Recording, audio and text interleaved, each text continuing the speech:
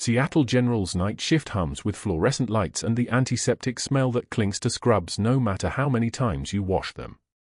Katie Morrison moves through the ER like a shadow, her presence so unremarkable that other nurses forget she's there until they need an extra pair of hands. She's 41 but looks older under the harsh lighting, her dark hair pulled tight in a braid, a pronounced limp favoring her left leg. When she reaches for supplies, her sleeve rides up to reveal burned scars mapping her forearm like tributaries of something she refuses to name. She wears a single dog tag on a broken chain tucked beneath her scrubs. It catches cold against her skin every time she bends over a patient, a reminder she allows herself once per shift and no more. The fluorescent lights buzz overhead like trapped insects. Katie signs into the system at 11:06 p.m., the night shift log showing 43 bed assignments, 5 critical, 1 palliative care that will probably become a code before dawn. She's worked this unit for 7 years. Nobody knows her real name is Major. Nobody needs to. Dr. Ashford stands at the central station, his white coat pristine, his presence filling the room the way cheap cologne fills an elevator. He's 53, old money visible in the cut of his glasses and the way he speaks to residents like they're waitstaff who brought the wrong wine. Katie has seen his type before, men whose authority is entirely borrowed, entirely dependent on rank, entirely threatened by anyone who doesn't perform the required deference. His eyes track her as she moves toward Trauma Bay 2, where a patient with a suspected MI is waiting for an initial assessment. She doesn't acknowledge him. Acknowledgement would be engagement. Morrison. His voice cuts across the unit. That's a hospital grade for their requesting, not your usual setup. Katie pauses at the supply cart, her hand on a 20-gauge angiocath. She turns, her expression flat as calm water. The patient has poor peripheral access. 20-gauge won't hold if they need rapid infusion. I said hospital grade. The room goes dead silent. Other nurses know better than to watch. Katie selects an 18-gauge needle, already aware that Ashford's objection isn't about the 4, it's about the fact that she didn't ask permission. She moves into Trauma Bay 2 without responding, leaving him standing at the station with his objection hanging in the sterile air like something that died mid-sentence. The patient is a 78-year-old construction contractor named Donovan, pale and gripping the stretcher rail with the kind of desperation that comes from knowing something is seriously wrong with his own body. Katie's hands move on their own now, the muscle memory of 4 years in field hospitals overriding the civilian nursing protocols she's trained herself to follow in this bright, controlled space where nobody's bleeding out and nobody's screaming in languages she used to understand. First stick. The needle slides through the vein without hesitation, the familiar hiss of air as she secures the line and patches it with gauze and tape in movements so economical they look like choreography. Donovan's eyes go wide. How many times did you just stick me? He asks. Once. Katie flushes the line, watching for the telltale flush of saline into his vein. The color is good. You won't feel the next 2 hours of treatment. It's not entirely a lie. She's learned how to make the painful things disappear, or at least disappear from where patients can access them consciously. Some lessons from background transfer perfectly to civilian practice. Some lessons don't have names in American hospitals. Ashford appears in the doorway, his presence like a dropped brick. He watches her hands move, steady, surgical, confident in a way that doesn't require his permission or his validation. His jaw tightens. Katie doesn't look at him. She's learned that the worst thing you can do to a man like Ashford is refuse to acknowledge his anger. It makes the anger explosive. Good work, Donovan says, already breathing easier as the nitroglycerine begins to hit his system. Military. Katie's hand still for exactly half a second. The dog tag beneath her scrub seems to vibrate against her ribs, but her voice comes out even, calibrated, belonging to a woman who delivers coffee to co-workers and remembers to smile in the break room. Just experienced. She removes the blood pressure cuff and documents his vitals into the system, BP 158/94, heart rate 102, O2 sat 97 on room air. The numbers tell a story if you know how to read them. Her hands read stories in vital signs the way other people read handwriting. Ashford is still in the doorway. Still watching. The silence stretches like taffy. Katie moves past him without making contact, her limp barely perceptible on the tile, and heads back to the central station to grab the next chart. It's 12:34 a.m. The unit is beginning to accelerate into the rhythm of true night shift, the moment when the acuity creeps up and the regular rules of daytime medicine become suggestions that most people stop following around 1 o'clock in the morning. Dr. Ashford, one of the residents, says, approaching carefully. We have an incoming from the ferry terminal. Multi-vehicle pile-up on the water. Navy vessel involved. ETA 6 minutes. Katie doesn't react. She's reading the chart on the next patient, a woman with chest pain and no insurance, which means Katie will spend 40 minutes talking her through anxiety protocols instead of running the cardiac panel the woman actually needs. But her attention is severed completely when the resident continues. Captain Webb from Naval Base Kitsap. Training accident. Unconscious, blunt force trauma to the head, possible internal injuries. Inbound by ambulance. The chart in Katie's hands becomes very still. Around her, the ER begins its transformation into controlled chaos, nurses moving faster, staff positioning themselves for impact, that electricity that comes through a unit when something big is arriving. Everyone is focused on what's coming. Katie is focused on what's already here, sitting in her chest like a crow that won't leave. Captain Webb. The name alone is enough. The context, Navy, training, unconscious, fills in the details her brain is already screaming at her to suppress. For years ago. Court-martial hearing. Her medical discharge papers signed with a flourish that felt like a knife. Webb was the presiding officer, the man who read the findings of the investigation with a voice like polished steel, the verdict delivered with the kind of official certainty that ends careers. She remembers his face from that hearing, silver hair, sharp jawline, the expression of a man carrying out justice the way other men carry out garbage collection. Professional. Distant. Untouchable. She'd taken the discharge with her head up and her hand steady, the same way she's taken everything else. But she's never stopped hearing the gavel come down. Some sounds repeat inside your skull whether you want them to or not. Katie moves automatically toward the trauma bays, her limp slightly more pronounced now, though she doesn't realize it. Her hands are already reaching for supplies, trauma shears, sterile gloves, the 18-gauge needles that Ashford would probably object to if he noticed what she was doing, but he's too busy positioning himself at the center of the incoming crisis, already performing the kind of leadership that involves a lot of standing around and pointing. The ambulance is 5 minutes out. Katie can hear them already. The dispatcher's voice crackles over the radio mounted on the wall, coordinates and vitals and the specific language that means serious, that means life or death, that means someone's going to walk into this ER and change the entire trajectory of her quiet, invisible night. The trauma bay doors are open. The fluorescent lights buzz overhead like trapped insects. And Katie Morrison stands in the center of the space where she used to stand in field hospitals under mortar fire, her hands moving through muscle memory, her breathing steady despite the way her body is insisting that something enormous is about to arrive and she has absolutely no control over any of it.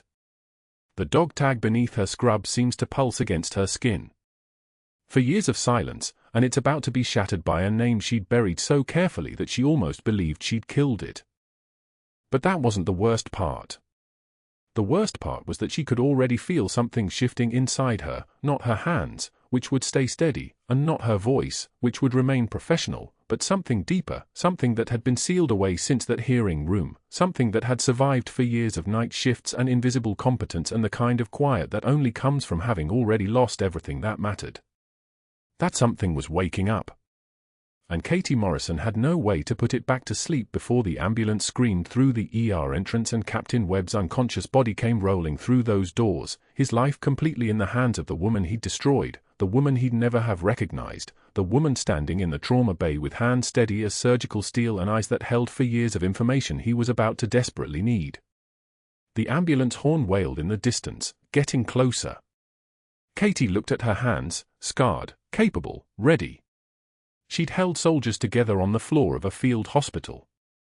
She could hold this. She could hold him. She had no idea that in 3 days, his arrival would destroy everything she'd rebuilt. Dr. Ashford waited until Webb's family arrived before he made his move. The captain's wife and adult daughter moved through the ER doors with the careful steps of people entering a war zone they didn't understand, and Ashford intercepted them in the hallway with the precision of a surgeon targeting an artery. Katie was 2 bays down, adjusting Webb's cervical collar with the kind of meticulous attention that belonged in a trauma textbook, but she heard every word. "Mrs. Webb, I want to assure you we have our most experienced staff on your husband's case." Ashford's voice carried the practiced warmth of a man who'd learned that confidence sounds like truth. "Though I see they've assigned Nurse Morrison as well. Given her limited credentials and background, I've asked Dr. Chen to provide additional oversight." Katie's hand stilled on the 4-pole. Her pen froze mid-notation on Webb's chart. One measured breath filled her lungs, in through the nose, held for a count of 4, released with the control of someone who'd learned to swallow screams. Her jaw tightened, barely visible, a single muscle flexing along her cheekbone. Webb's daughter squinted at Ashford. "Is there a problem with her qualifications?" Ashford lowered his voice to that confidential register that somehow carries further than a shout. "Let's just say some people are better suited to simpler cases. Military patients require a certain stability. We want to make sure someone with her history doesn't get overwhelmed." The word *history* landed like a blade. Katie's pen resumed its movement across the chart, her documentation steady and precise, vitals logged, pupil reactivity noted, interventions recorded in the neat shorthand of someone who'd filled out charts in field hospitals where the ink had to be waterproof because blood was everywhere. A single tear escaped down her left cheek, silent and unbidden, but she wiped it without looking up, without breaking her rhythm, without giving Ashford the satisfaction of seeing her break. When she finally met his eyes, her voice was barely audible, but it carried the weight of something immovable. "Captain Webb's intracranial pressure is stable at 14. His pupils are equal and reactive. The cervical collar is secured properly." She paused, letting the clinical perfection of each statement hang in the air. "Is there anything else you'd like to question, Doctor?" Ashford's jaw tightened. He turned back to the family without answering, already calculating his next move. The break room at 3 in the morning smelled like burnt coffee and the particular desperation of the night shift, that fluorescent-lit isolation where time moves sideways and people say things they wouldn't in daylight. Katie pushed through the door with her cooling mug, the ceramic chipped along the rim, and found 6 nurses clustered around the small table. Linda was mid-laugh. Marcus was scrolling through his phone. Jennifer was telling a story about her weekend plans. The moment Katie sat down, the laughter died. It wasn't dramatic or sudden. It was the careful, methodical withdrawal of people who'd made a decision. Linda gathered her half-eaten sandwich. Marcus pocketed his phone mid-scroll. Jennifer stopped mid-sentence, her words trailing off like she'd forgotten what she was saying. One by one, they rose with the synchronized precision of a practiced choreography, and they left. The door clicked shut behind them with the sound of a lock engaging. Katie sat alone in the fluorescent silence, both hands wrapped around her mug, staring at the motivational poster taped to the wall. *Teamwork makes the dream work*. In faded Comic Sans, the photo of smiling medical professionals so airbrushed they looked like they'd never seen suffering. The break room hummed with the white noise of the refrigerator and the distant beeping of monitors in the adjacent ER. Her dog tag shifted beneath her scrubs, a single piece of oxidized brass on a chain that had broken somewhere between Bagram and this fluorescent box in Portland. She pressed her palm flat against it through the fabric, feeling the raised edges of the embossed lettering. Even through 2 layers of clothing, she could feel the truth of it. The weight of it. The thing she never spoke about. By Friday, the write-up appeared on the unit board in the main hallway where everyone passed during shift change. The paper was standard white, the lettering aggressive red marker that bled slightly at the edges, *Morrison, K, unauthorized protocol deviations, final warning. Posted at eye level so no one could miss it. Posted where the junior nurses would see it and whisper. Posted where patients' families might see it and question her credentials. Katie stood in front of it for exactly 5 seconds, reading every word without expression, her face arranged in the perfect blankness of someone who'd learned that reactions were ammunition. Then she turned and returned to her med cart. The 4 fluids caught the light as she moved them, the tubing coiled like snakes, organized with the precision of someone who'd arranged medical supplies in conditions that would make this hospital's OR look like luxury. 20 minutes later, Ashford cornered her near the medication cabinet, his body blocking the narrow space between the cart and the wall with the casual aggression of someone who'd never been taught that territory had limits. Up close, Katie could smell his cologne, something expensive and aggressive, like a warning. "You know what your problem is, Morrison." His voice was low, meant for her ears only, but that made it worse somehow. "Intimacy weaponized. You're damaged goods trying to play in the big leagues. Maybe it's time to accept you're just not cut out for real nursing anymore." Katie set down the medication tray with deliberate care. Her hands didn't shake. Her voice didn't crack. She took one measured breath, letting the air fill her lungs completely before releasing it through her nose in the controlled exhale of someone who'd learned that composure was the only armor that always worked.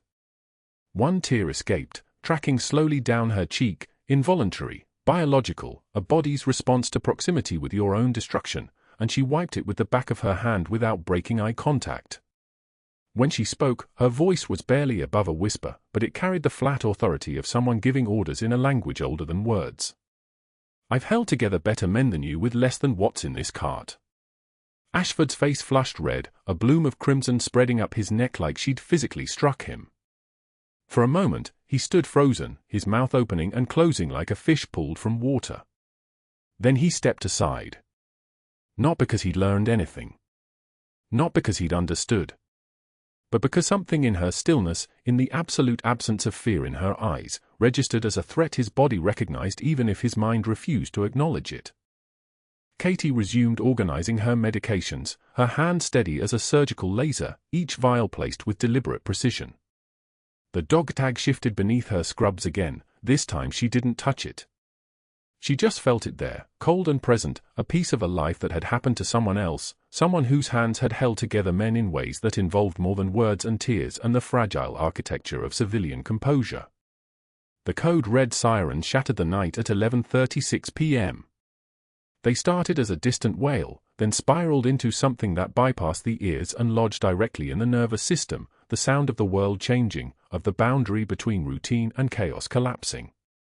Through the intercom, a voice clipped and professional, "Mass casualty alert. All available trauma personnel to the ER. Mass casualty alert." The ferry had collided with a cargo vessel in the harbor, and the harbor was unforgiving. The ER transformed from organized efficiency into controlled chaos in the space of 90 seconds. Gurneys flooded through the ambulance bay like a tide, each one carrying a body that had been whole an hour ago and now resembled something else, something broken, something that required every person in this building to move faster than thought. EMTs shouted vitals. Family members screamed. The smell of diesel fuel and saltwater and blood mixed with antiseptic in a combination that made the brain struggle to categorize what it was processing. Katie moved through it like water finding the shape of the container, her movements precise and economical, her assessments rapid and clean. Triage wasn't about emotion, it was about data. Severity. Survivability. Who got the operating room and who got comfort care? She looked at a woman with a compound fracture and new spine injury by the way she held her body.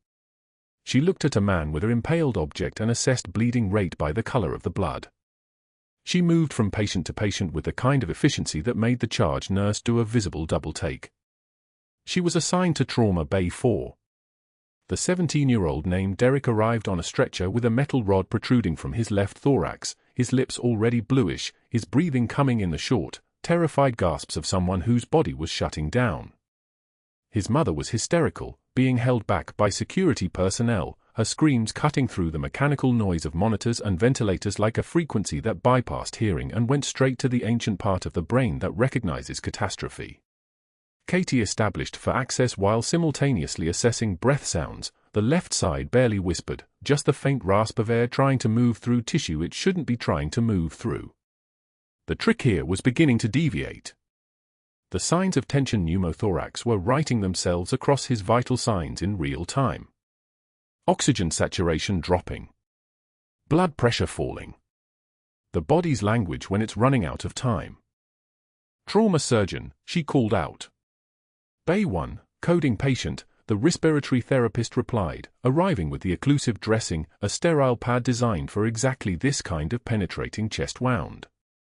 Katie applied it with the precision of ritual, but the wound was too irregular, blood and tissue preventing adhesion, and she heard it immediately, the whistle of air being sucked into the chest cavity with each desperate breath. The seal was failing. His oxygen saturation dropped to 84. Then 81. Derek's eyes were wide with the particular terror of drowning on dry land, of his own body betraying him, of understanding on some primal level that the machinery keeping him alive was failing. Katie's hands were moving already, her brain 3 steps ahead, her muscle memory accessing a skill set that belonged to a different uniform, a different country, a different version of herself. In the hallway, a young sailor visiting his grandmother stood frozen at the periphery of chaos, his meal bag hanging from one hand. He was watching Derek the way people watch disasters, unable to look away, unable to help, frozen in the particular helplessness of a bystander. Katie's eyes locked on the MRE pouch hanging from his hand. I need that. Now. He didn't question it. He moved it toward her immediately. She tore it open with the efficiency of someone who'd done this in conditions that made this hospital's trauma bay look like a spa. The waterproof packaging came away in her hands, and she cut it into a square with the precision of a surgeon working on borrowed time. Surgical tape. 3 sides. The 4th side left loose so air could escape but fluid couldn't rush back in.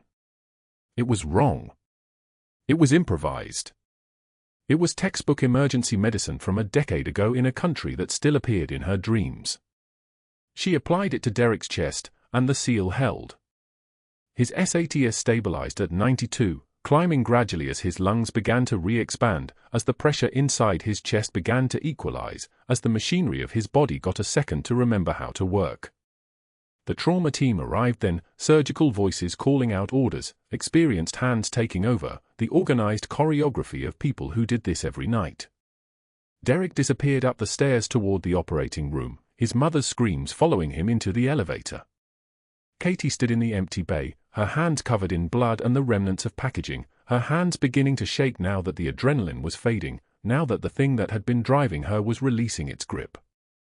The dog tag was cold against her chest, heavier than it should be, reminding her of other bays, other chest wounds, other moments where improvisation meant the difference between a flag-draped coffin and a second chance at breathing. Dr. Ashford had been watching from the hallway. His expression was unreadable, but he pulled out his phone and walked toward his office, already dialing. Katie didn't notice. She was too busy being a ghost in a hospital, too busy remembering how to be human, too busy feeling the weight of a dog tag that carried names she never spoke. The intercom shrieked at 11:19 p.m. Not the routine overhead page. The code red siren. The one that meant the harbor had split open and was swallowing people whole. Ferry collision. The Bellingham crossing. Multiple casualties incoming. All trauma personnel report to the ER. This is not a drill. Katie's hands moved before her mind caught up. She was already moving toward the trauma bays when the first wave hit, paramedics pushing stretchers at a run, sirens echoing off the tile, the smell of diesel exhaust and seawater cutting through the antiseptic hospital air. The waiting room exploded into controlled chaos. Gurneys lined up like artillery pieces. Oxygen masks. For lines. Blood. So much blood. She was assigned Bay 4. A 16-year-old boy, name tag reading Marcus Chen, chest wound from something jagged, driftwood, shrapnel, the paramedics weren't sure. The entry wound was small. Deceptive. The exit wound told the real story. A puncture that had collapsed his lung and turned his chest cavity into a drowning pool. Blood bubbled from the corner of his mouth. His oxygen saturation was 64 and falling. Katie's mind separated. One part stayed with the boy. The other part accessed a different life, Bagram Airfield, 2011, a surgeon's hands moving on her spotter's chest cavity while she called out vitals. Her own leg shattered. Her own pain information, not feeling. Just data. Get me an 8.0 endotracheal tube and a 14-gauge angiocath, she said to the resident beside her. Her voice didn't belong to the quiet night shift nurse anymore. It belonged to someone else. The resident moved. Everyone moved. The intubation went smooth. The tube slid past the vocal cords like a key finding a lock. Breath sounds confirmed on the left. Nothing on the right. Collapsed. She was already reaching for the decompression needle before the resident could ask for it. Second intercostal space, mid-clavicular line. The needle went in. Air hissed out like a pressure valve releasing. The oxygen saturation climbed. 68, 72. The boy's color shifted from slate to something closer to human. But then the first occlusive dressing failed. Not immediately. It lasted maybe 40 seconds. The tape was wet. Blood was flowing faster than the plastic could seal. The wound was weeping air and fluid like a broken valve, and his oxygen saturation plummeted back down, 67, 61, 54. His heart rate spiked to 158. The monitor shrieked. The resident froze. Katie saw it in his eyes. The moment when the training evaporated and only panic remained. She didn't call for help. She didn't reach for the supply cart. Her hands moved on their own, pulling open a trauma pack, and then she saw the sailor sitting against the wall, a visiting petty officer from Naval Station Bremerton, waiting for his friend in the ER. His rucksack was open. An MRE package jutted out. She grabbed it without asking. Meal, ready to eat. The outer packaging was laminated plastic with a distinctive military tan color. She tore it open, found the inner wrapper, and in one motion was fashioning a makeshift chest seal, plastic and medical tape, arranged over the wound with her hand steady as surgical lasers. It wasn't in any textbook. It wasn't on any approved list. It was improvisation born from 6 years of watching people die from things you could fix with what you had. The seal held. The air stopped leaking. She taped it down with her left hand while her right maintained direct pressure on the surrounding tissue. The boy's oxygen saturation began climbing again. 58, 64, 71, 79. His heart rate eased back down to something below 140. His pupils stayed reactive. She glanced up. Dr. Ashford was standing in the hallway, watching through the bay window. She saw the exact moment something shifted in his expression. Not admiration. Something harder. His jaw tightened. His eyes narrowed to something that looked like recognition, but not of the nurse, of a threat. She'd done something he couldn't explain. Something that worked. Something that showed a kind of authority he'd spent his whole career trying to own alone. The teenager was stable enough for surgery by 12:31 a.m. They wheeled him out. Katie stripped off her gloves and tossed them in the red biohazard container. The code red was still running. There were 4 more traumas, 2 critical, but the worst of it was passing. The ER was beginning to settle back into something resembling order. Broken bones. Lacerations. Shock that could be managed. By 1:38 a.m., it was over. Katie was restocking the trauma bay when her phone buzzed. A text from an unknown number. From the hospital executive office. Nursing director wants to see you tomorrow. 10 a.m. sharp. Do not be late. No, please. No context. Just the weight of institutional machinery beginning to turn. She didn't sleep. She drove home in the rain, the kind of rain that fell like a judgment, that hammered against the windshield like it was trying to crack through. She sat in her apartment in the dark and felt the dog tag move against her collarbone, the broken chain, the scratched surface, the weight of names she never said out loud. One of those names was on the 3rd floor, recovering because of something she'd done that apparently made the wrong people uncomfortable. Ashford made his first call at 6:53 a.m., while Katie was still awake, while the rain was still falling, while the sky was still that bruised grey that meant morning was coming anyway. He sat in his office with the door closed. Not locked. Just closed enough that he had privacy. He had the credentialing folder open on his desk. Katie Morrison, BSN, RN. Night shift, Seattle General, Portland, Oregon.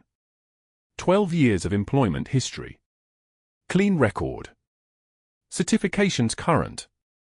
The folder had been thin before.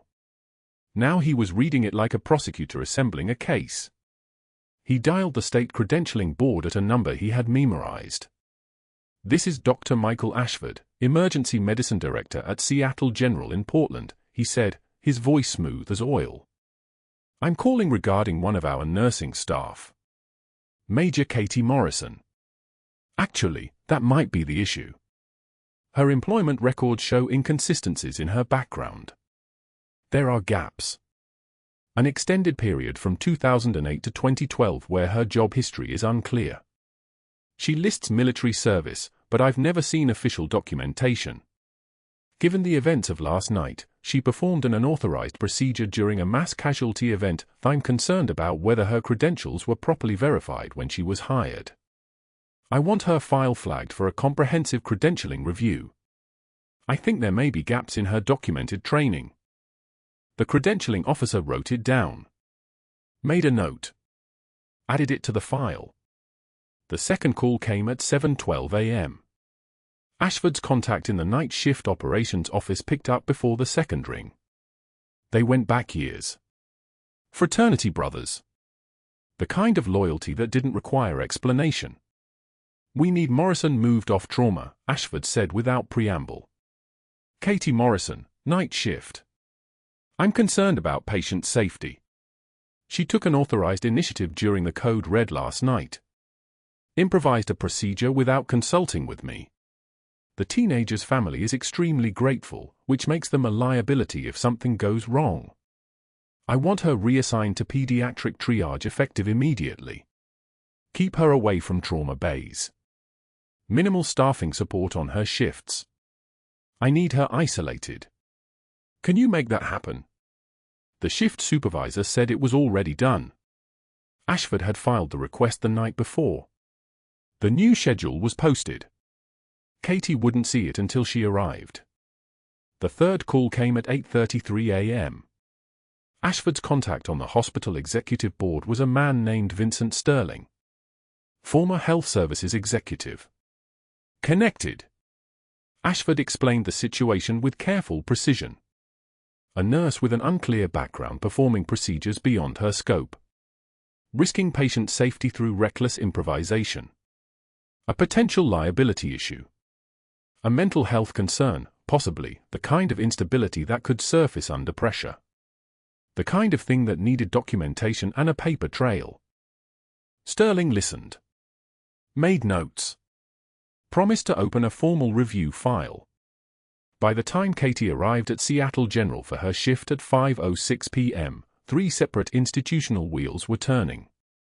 The badge reader at the trauma bay entrance blinked red and emitted a short, harsh beep. Access denied. Katie swiped again. Same result. The red light.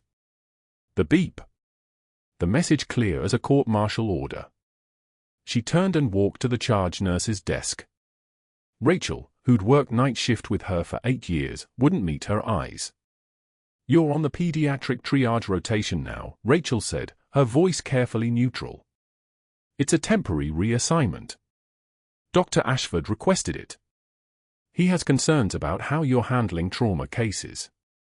You'll work pediatrics, then move to the administrative desk after midnight. Minimal support given staffing. The nursing director will explain more detail when they're available." "When is that?" Katie asked. "Unavailable right now. They'll call you." The charge nurse turned back to the monitor. Dismissed. Katie walked to the pediatric wing. The room they'd given her was adjacent to the main ER but might as well have been a different hospital. Stable patients. Scrapes and fevers. The sound of children crying, but the kind that resolved with bandages. Not the kind that required miracles. She worked her shift in the space between visible and erased. At 3:38 a.m., interdepartmental mail arrived in her assigned slot. A single envelope with her name printed in standard hospital font. Inside, a letter on official letterhead. The header read, "Employee Performance Review, Immediate Action Required." The letter was 1 page. Typed. Clinical.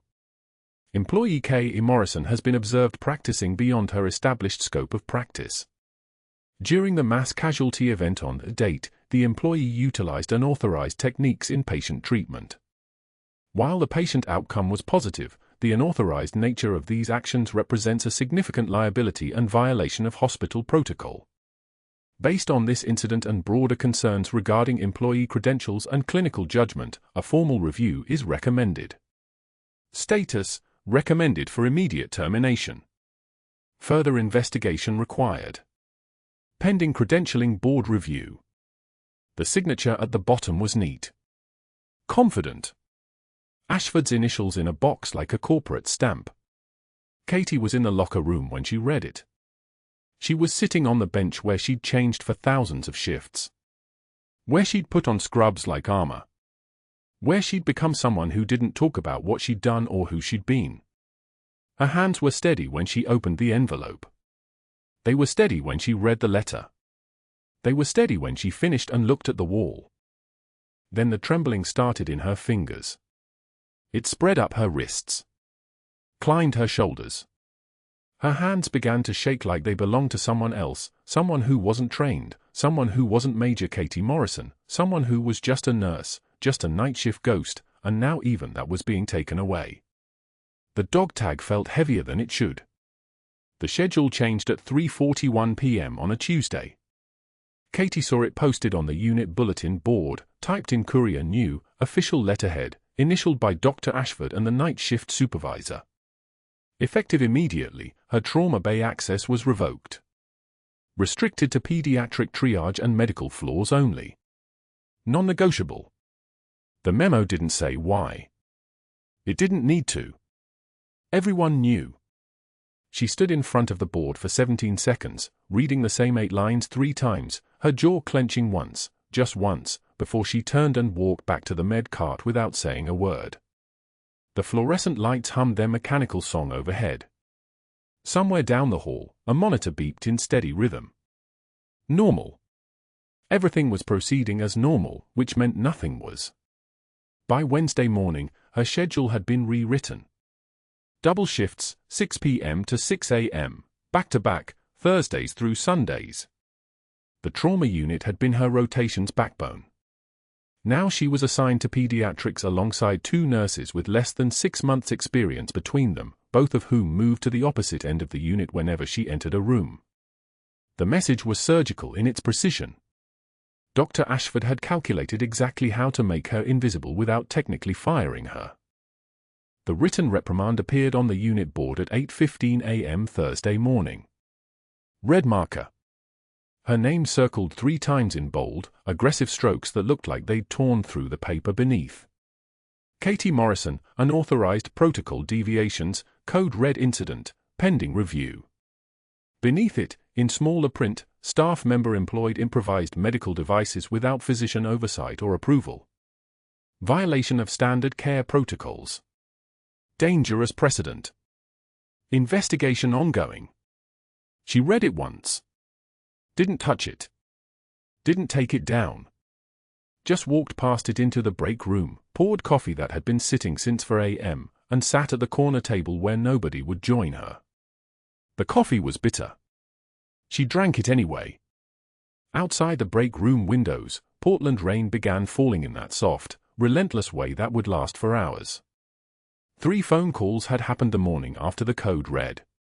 She found out from a registrar's casual comment while updating patient charts, "Hey, I heard credentialing is requesting your training documentation again. 4th time this month." Katie had nodded, said nothing, kept working. The calls had been made, she could feel them, the way you feel a pressure system moving in before the storm actually arrives. 1 to the credentialing board. 1 to the shift supervisor. 1 to the hospital executive board. Each call planted a seed that would grow into something harder to fight than any confrontation. By Friday, there was official correspondence. A letter from the credentialing committee requesting comprehensive documentation of her RN certification, her continuing education credits, her prior employment history. 7 years of records. Everything. They wanted everything, and they wanted it by Monday. Standard review procedure, the letter said, but Katie recognized it for what it was: excavation. They were looking for something to use against her, and they would dig until they found it. The formal termination recommendation landed on the HR director's desk at 2:51 p.m. Friday afternoon. Dr. Ashford had submitted it himself, in triplicate, with supporting documentation from the Code Red incident. The language was clinical and devastating. Staff member demonstrates pattern of practicing beyond scope of licensure. Unauthorized medical interventions. Failure to follow chain of command. Insubordination. Poses risk to patient safety. Recommend immediate termination for cause. Katie didn't see the paperwork, not yet, but she felt it the way prey animals feel a predator in the grass. The air had changed. The hospital's attention had shifted. She was no longer an invisible night shift nurse moving through the corridors. She was a problem that needed solving. The termination hearing was scheduled for Wednesday at 2 p.m. The notification came via email at 4:15 p.m. on Monday. Your presence is requested at a disciplinary review meeting on Wednesday, June 12th, at 2:53 p.m. in the HR conference room, 2nd floor. Please bring any documentation you wish to present in your defense. Bring documentation. As if she could defend herself against a machine that had already decided what it wanted to find. Tuesday night, Katie worked a pediatric shift that felt like drowning slowly in shallow water. A 6-year-old with croup. An 8-year-old with gastroenteritis. A 4-year-old complaining of ear pain. Nothing urgent. Nothing that needed her. She moved through the rooms with mechanical precision, checked vitals, documented everything, spoke only when necessary. Her hands moved the way they were trained to move, her voice stayed level and professional. Her dog tag hung cold against her sternum beneath her scrubs, and every time she took a breath, she felt it, the weight of metal, the reminder of who she used to be before she learned how to disappear. Wednesday morning arrived with grey light and the kind of rain that soaked through everything. Katie showered at the hospital gym at 6 a.m., changed into clean scrubs, and reported for her shift at 6:30. She had 7.5 hours before the hearing. 7.5 hours to work in pediatrics, to be invisible, to exist in the spaces where nobody was watching. The morning moved in slow motion. A mother needed reassurance about her daughter's fever. A nurse's aide asked Katie to help with a confused patient. She completed tasks, documented charts, moved through the hallways with her head down. The pediatric unit was fluorescently bright and deliberately cheerful, primary colors on the walls, cartoon animals on the ceiling tiles, a box of toys in the corner that nobody played with. It felt like a holding tank. It felt like purgatory. At 11:11 a.m., the code alarm activated in the ICU. The overhead speaker crackled, "Code Blue, ICU Bed 4. Code Blue, ICU Bed 4. All available personnel respond." Katie's hand stilled on the computer keyboard.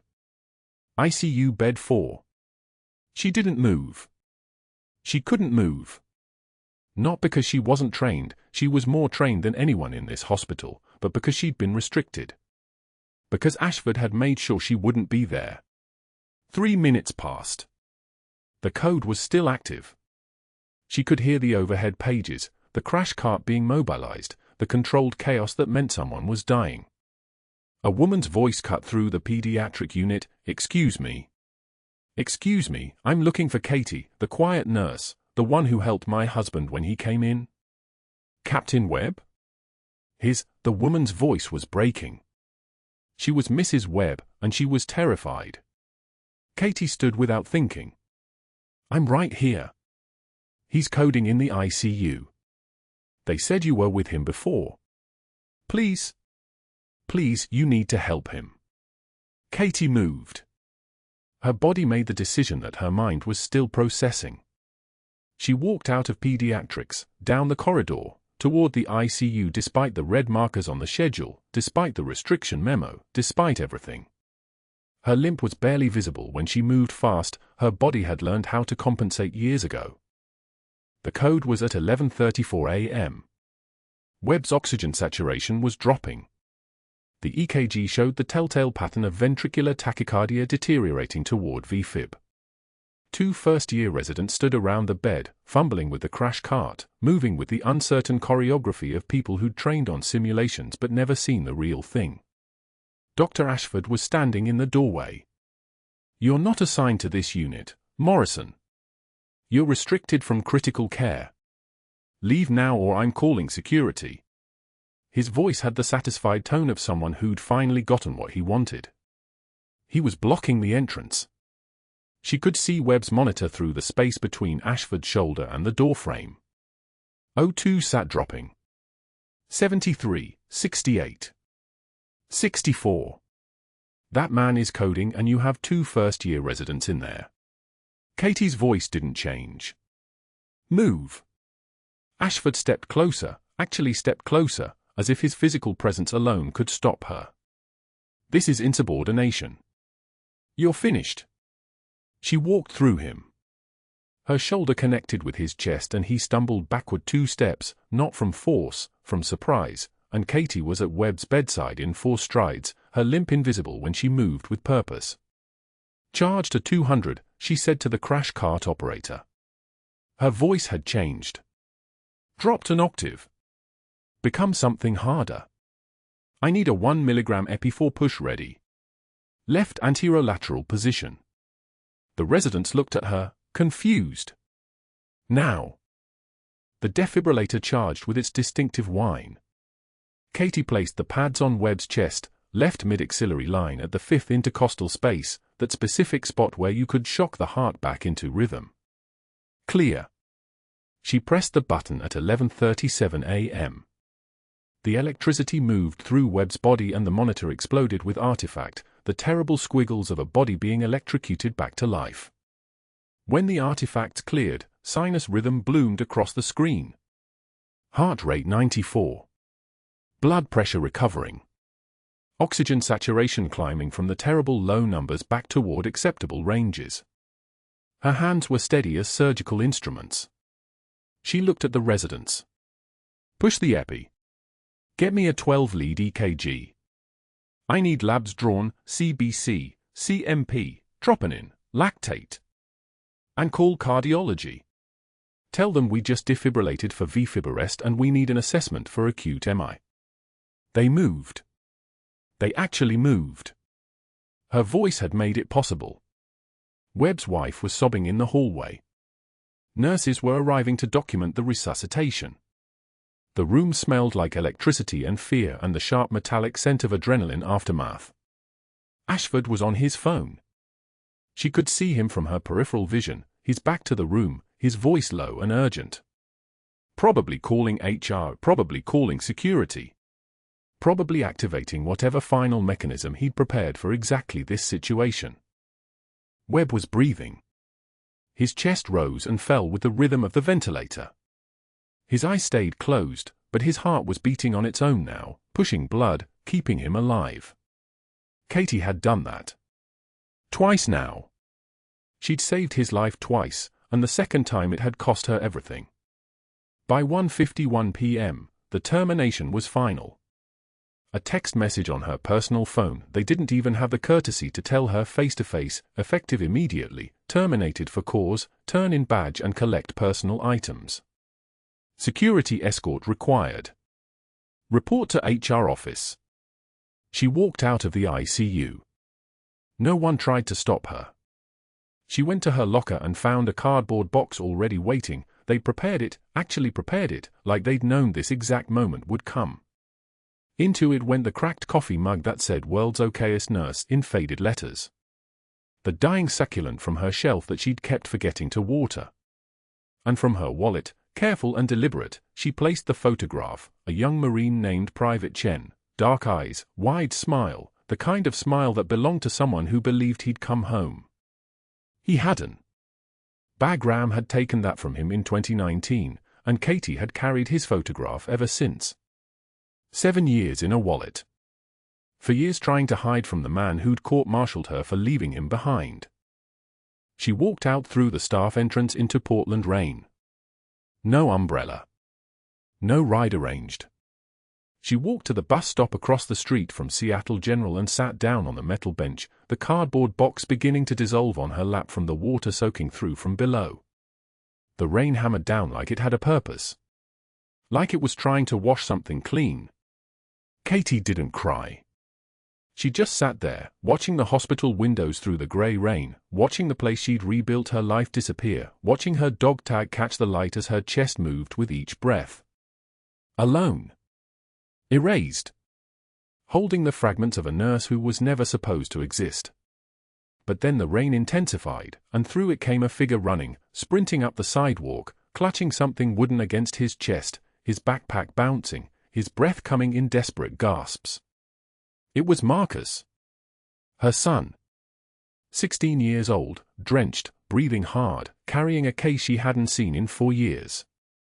Rain hammered the bus stop shelter like applause no one asked for.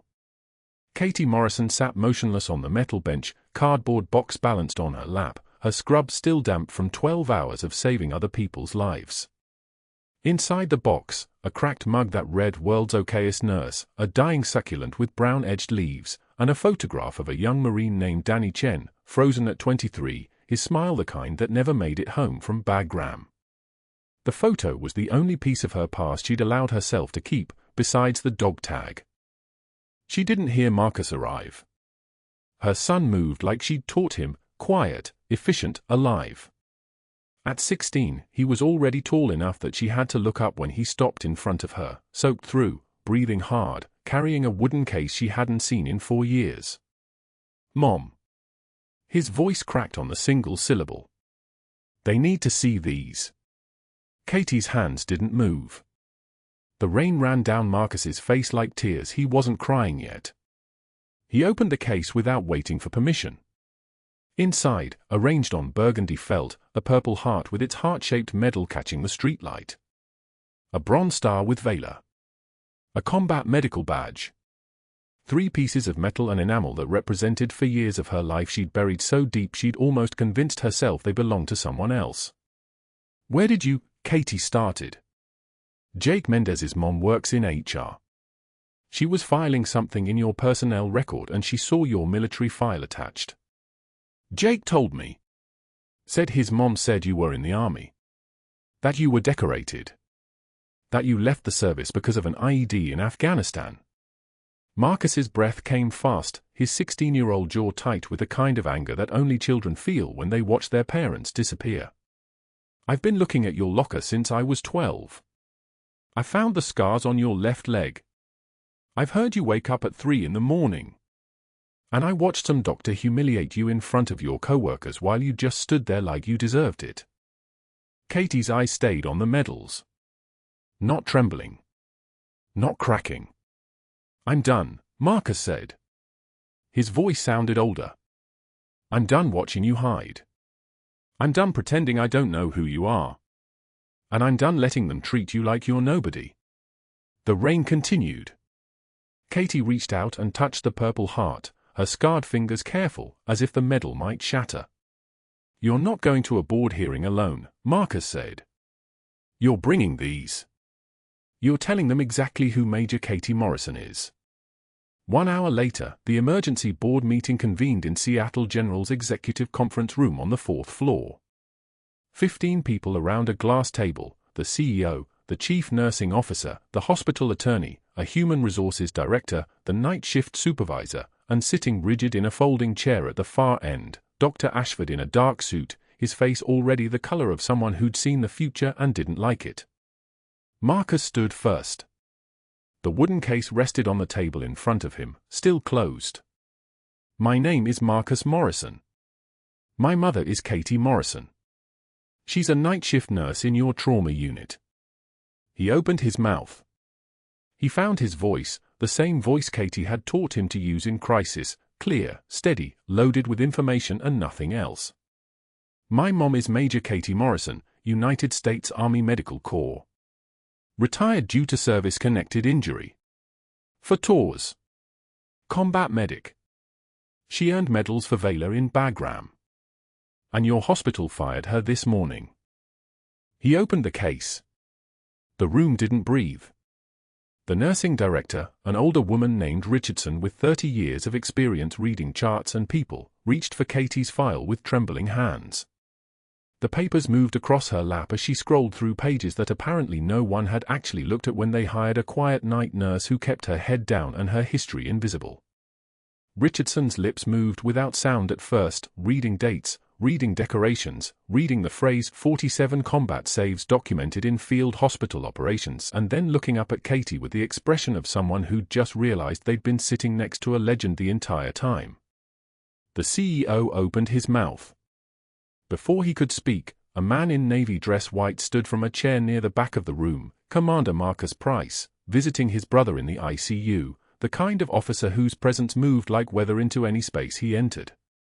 He'd been reviewing security footage at the CEO's request. He'd seen everything. He'd waited to speak until this moment. Purple Heart, Price said, his voice like a tank idling in a garage, steady and enormous. He was looking at the medals, reading them like scripture. Combat Medical Badge. He paused. His eyes moved to Katie. Bronze Star with Valor. This medal is awarded for heroic or meritorious achievement in connection with military operations in a combat zone. He turned to the room. Major Morrison earned this running a field hospital in hostile territory with 61 minutes of continuous RPG fire, treating 78 casualties, and losing 2 Marines under her hands. That's in her official record. A woman in a dark suit, Agent Rivera, FBI, consulting on patient security protocols, stood next and pulled out her phone. On the conference room screen, a classified memorandum appeared, the header stamped with security markings that made Ashford's face drain to chalk. Before her discharge, Major Morrison was recommended for a meritorious service commendation by JSOC. That's Joint Special Operations Command. The recommendation was held pending medical review and never processed due to the severity of her IED injuries. The commendation is still technically pending. She looked at the CEO. Your employee was under consideration for recognition by the federal government when she was terminated for following standard trauma protocol. Dr. Ashford finally opened his mouth. She violated the 4th decoration. Price's voice cut through like a knife finding bone. He pointed to the Bronze Star. Not the one Katie was being recognized for, the 2nd Bronze Star, this one without the combat device. This is for meritorious service in support of Operation Enduring Freedom. Sustained over multiple deployments. This medal speaks to 14 years of institutional competence at the highest level. Ashford went grey. Not flushed. Not defensive. Grey. The color of someone watching his career become a thing that used to exist. The room stayed silent for exactly 3 seconds. Then the hospital attorney spoke, her voice clinical and dangerous. We need to discuss the data breach and attempted evidence destruction before we proceed further. By 0600 the next morning, the hospital IT director, a veteran named Thompson who'd spent 16 years watching Katie move through the ER with the quiet competence of someone who'd seen actual war, had compiled a comprehensive report. On Dr. Ashford's workstation, 17 attempted deletions of security footage documented in the system logs. The timestamps matched precisely the break room footage where Katie sat alone while colleagues left. The unit board footage where Ashford posted the write-up in red marker, positioning it for maximum visibility. The hallway footage where he cornered her near the med cart, his voice low and aggressive, his body language territorial, trying to break someone who'd already been broken by better men and come out stronger. The system had backed everything up. Every frame preserved on a separate server. Ashford hadn't just tried to delete evidence of his harassment, he'd tried to destroy documentation of his own methodical institutional campaign to erase her. And he'd failed in a way that left fingerprints everywhere. Within 72 hours, Seattle General quietly settled with Katie for full back pay, reinstatement with the rank of Director of Emergency Medical Services, and a formal expungement of all disciplinary records. The hospital's legal team moved with the speed of people who understood federal liability and were running from it. Before the story could spread to the medical boards, before Major Katie Morrison could hire a lawyer and turn this into a federal case that would cost them millions, they offered her the job she should have had all along. Dr. Ashford's professional collapse happened with terrifying efficiency. The medical board initiated an inquiry. His colleagues, the ones who'd witnessed his calculated institutional sabotage, the ones who'd seen the footage, stopped returning his calls. Hospitals across the Pacific Northwest quietly passed on his applications. Recruiters didn't respond to emails. Within 6 months, his license remained technically active, technically valid, technically unused. No institution would touch him. No department would hire him. He'd become the cautionary tale that doctors whispered about in conferences, the man who tried to destroy someone and got caught destroying evidence. 6 months after that, someone spotted him outside a Safeway on Interstate Avenue. Dr. Ashford, wearing a polo shirt with an insurance company logo, standing behind a folding table covered in brochures about supplemental health policies. He was selling term life insurance for $12 an hour plus commission. People avoided eye contact. They hurried past. His hair had gone grayer, his shoulders permanently slumped, his face the permanent expression of someone waiting for something worse that hadn't arrived yet. Inside Seattle General, everything changed.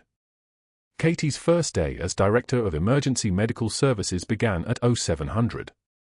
She walked the trauma bay floor during shift change, her limp still pronounced. The left leg would always move like that, the IED had seen to that, but her posture different now.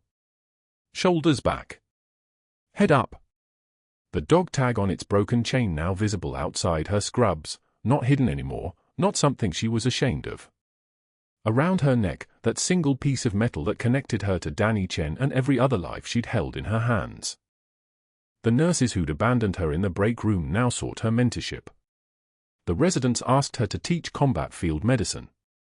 She implemented new protocols, triage systems tested in actual war, mass casualty procedures from hospitals that operated under fire, decision trees that worked when resources were scarce and lives were the only currency that mattered. The ER began to move differently under her command. Calmer. More competent. The way a space looks when someone who's seen actual crisis takes the wheel. Captain Webb was discharged 2 weeks into her tenure. His recovery complete. His second chance at life, earned twice, once during the Code Red, once during his court-martial 4 years ago when a junior officer who'd already lost everything had recommended mercy instead of punishment. On his final day, he waited in the hallway. When Katie approached, he stood to attention despite civilian clothes, his posture perfect, military, absolute. He rendered a crisp salute, fist to chest, a gesture that moved through air like prayer. Major Morrison. His voice had healed.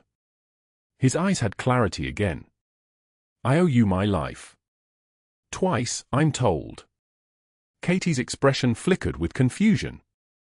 The night of my accident, you saved me in trauma. Webb lowered his hand. And 4 years ago, I finally read the court-martial record. Understood why I recommended medical discharge instead of punitive action.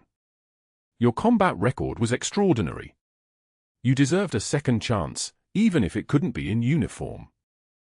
He extended his hand. I finally understand exactly who saved my life, Major. Thank you for your service. Both kinds. Katie shook his hand. Her grip firm, professional, and in that moment, the weight of the dog tag against her chest stopped feeling like a burden. It felt like a reminder of who she'd always been. That evening, Marcus met her in the parking lot after her shift. He found her standing taller somehow, looking out at the ER lights reflecting in the rain. How was day one, Major Mom? Katie smiled, a real one, the first he'd seen in months. It was good. It was really good. As they walked to the car, the sunset caught the brass nameplate visible through the ER windows, Major Katie Morrison, Director of Emergency Medical Services. And for the first time in 4 years, she allowed herself to believe she was finally home. If you've made it this far, you know that true strength isn't always loud. It's the quiet person who holds everything together. The nurse who saves your life without asking for credit. The soldier who heals instead of fights. Subscribe and let me know, what would you do if the world finally saw who you really are?